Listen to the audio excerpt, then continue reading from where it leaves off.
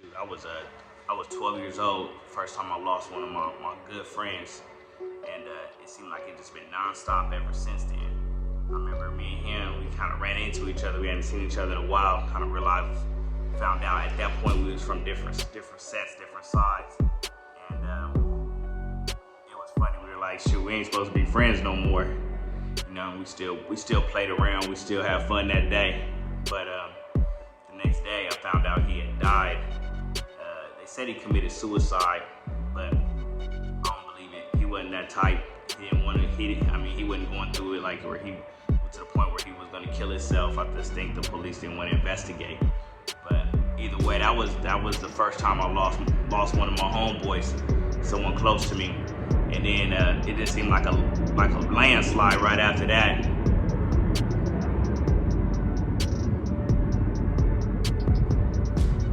I was 16 years old. The next time one of my really close friends was murdered, Lawrence. Just remember getting that call in the middle of the night. The homie called me and said Lawrence is laying on the floor right now. He's dead, and get up here. And it was kind of a distance from the house, but me and my other homie that was laying there with me also now resting in peace. We ran up to try and see him, just hurting, crying. Never fully felt that, you know, I lost my partner at 12, but at 16, when Lawrence got killed, that was really messed up.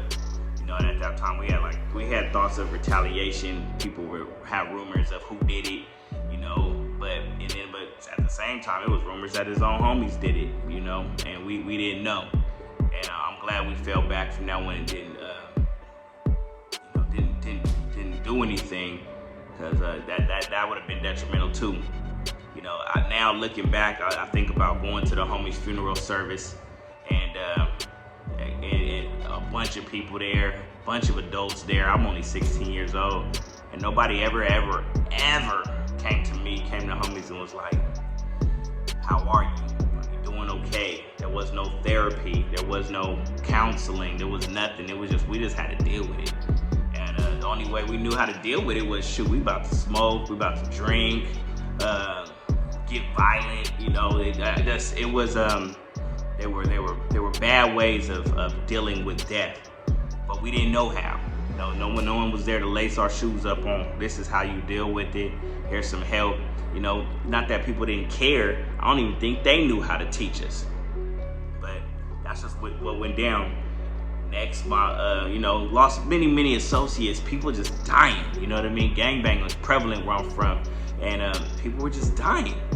And it wasn't until I was in prison myself, and I was on the last of my bed, and my brother was murdered by 4 kids, ages 14, 15, 17, and 19 years old. They were on a shooting spree. They had shot, I think, 12, 13 people, driving around in their parents' car, and my brother was one of the people they had drove up on the freeway, and they killed my brother and shot one of my good friends who was in the passenger seat while I was in prison. That one is really the one that hit me, I would say, tremendously, like to where I felt I needed to change my life, and I still haven't got over that one. I don't know how to get over it still to this day, but I know one thing for sure. Death is, you know, when you're growing up in these hoods and these communities, death is something that it happens. And what if I would tell my young homies is just, I know you may feel like the only way you can heal that pain is to go retaliate and to go take that anger out on somebody else. Have them feel the same pain that you felt when you lost your loved one.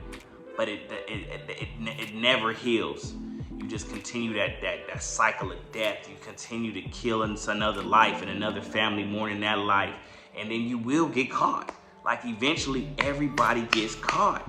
Now you serving a life sentence for killing somebody. You know, you serving a life sentence for taking a life. You know, now you gone, now your family gone. If you got kids, your kids don't have a father. You know, so it's a never-ending cycle. So it's like you just gotta quit, man. It's sad. I think in the past year, I've had 4 of my friends I call friends, kill 4 other friends. Friends is killing friends these days. So you gotta be super cautious on how you move. I know it hurts, it's painful dealing with death, but man, it's hard. It's hard for me to even tell somebody how to deal with it. But one thing I know for sure is while you got your life, you gotta press on. You gotta stay strong for people coming up after you, and to not continue, harming other lives, because you will get caught. There's technology. As soon as you shoot a gun in my hood, as soon as you shoot a gun, they got shot spotters. They know exactly where you at. You got cameras picking you up. You got people telling on you. You think that's your homeboy telling on you. It's just crucial. The best thing is just stay up out of the mix, man. And I'm sitting here, if it ain't even murder, people dying off of pills. I lost in the past year before this one, I lost a loved one every single month of the year. I lost my cousin. I lost my cousin last year. I just lost a cousin last week. Just lost a cousin. Most of the people I know recently have died either of gun violence or drugs, specifically fentanyl. Thinking they're storing a line of cocaine, thinking they popping the pill, and that was gonna be it, and they could just, Percocet, Xanax, whatever. And it was cocaine. It was laced with fentanyl. Now they're not here no more over having a good time, leaving behind loved ones who's gonna mourn and putting wings on your Instagram picture, and rest in peace to homie. I get that, man. I'm trying to live. I'm trying to live. I want you to live. Straight up.